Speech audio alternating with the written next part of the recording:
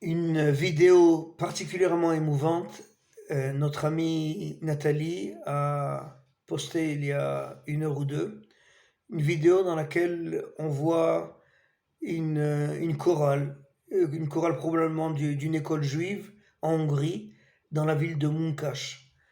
Nous sommes dans les débuts des années 40 et la ville de Munkacs comptait quelque chose comme 15 000 juifs. Et Nathalie nous précise que de ces 15 000 juifs, un peu plus d'une centaine va rester en vie après la Shoah. Et la ville de Munkacs est intéressante à plusieurs points de vue. Le premier, c'est que elle abritait une branche du chassidisme, la chassidoute Munkacs, qui était une chassidoute particulièrement antisioniste.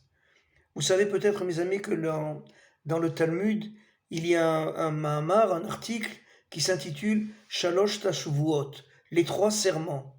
Et cet article nous dit la chose suivante.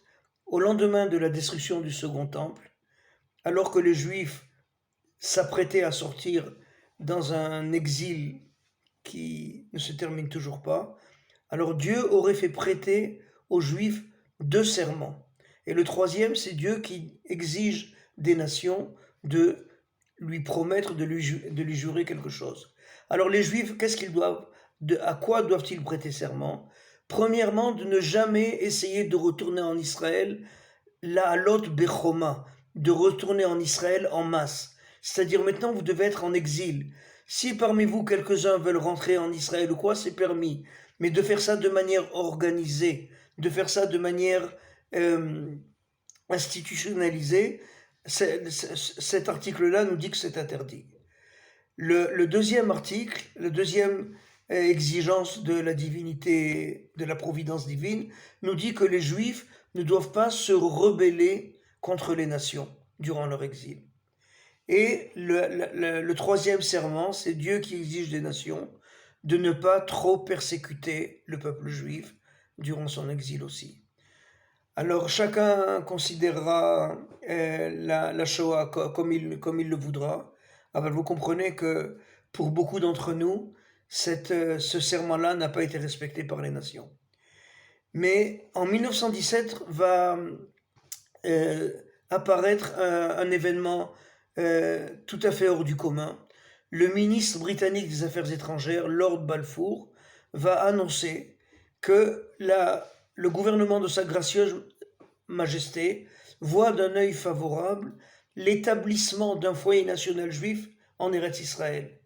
Donc de ce fait, pour beaucoup de juifs, c'est un deuxième serment qui est annulé. C'est-à-dire que cette interdiction de monter en Israël, cette interdiction de se rebeller contre les nations, okay, alors elle n'a plus de sens dans la mesure où les nations du monde, okay, et vont ratifier cette déclaration Balfour lors de la conférence de San Remo et vont donc autoriser le peuple juif, encourager le peuple juif à retourner sur sa terre et à établir son foyer national juif.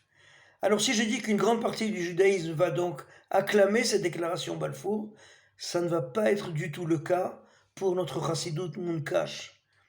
Et le rabbi de Munkacs va faire quelque chose, je ne veux pas le qualifier.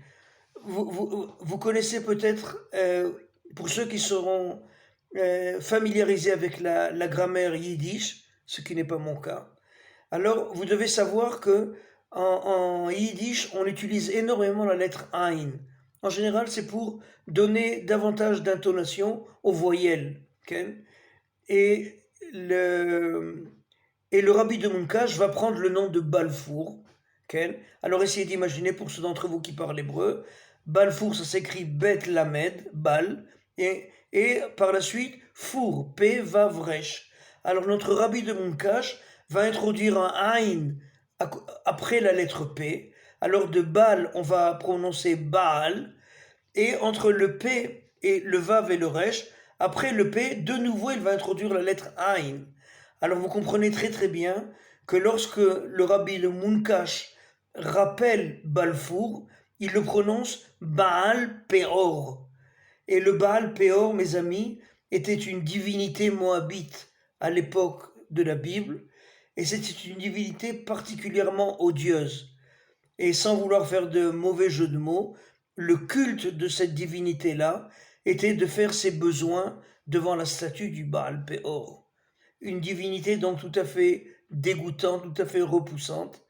Et c'est exactement la, la compréhension que le rabbi de Munkash voulait que l'on évoque lorsqu'on parle de Balfour, qu'on parle de quelque chose de particulièrement écœurant, particulièrement repoussant.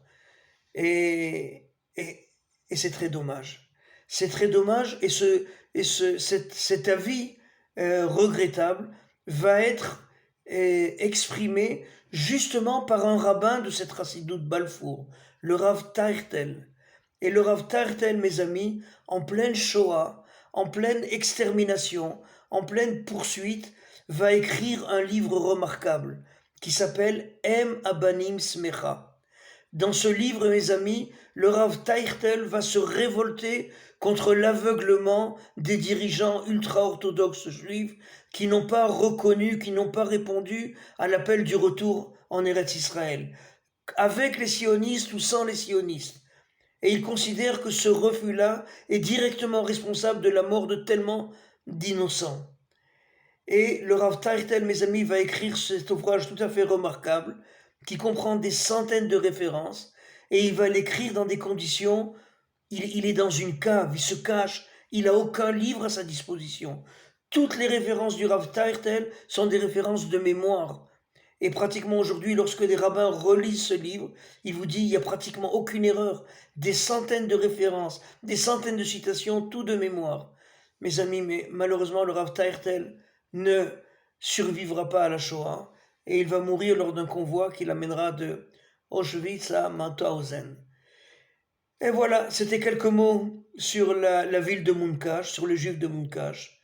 Et que Dieu exauce nos prières et nous assiste à un bon retour de tous les juifs en Eretz Israël, un retour volontaire, un retour voulu, et que nous puissions recevoir uniquement de bonnes nouvelles.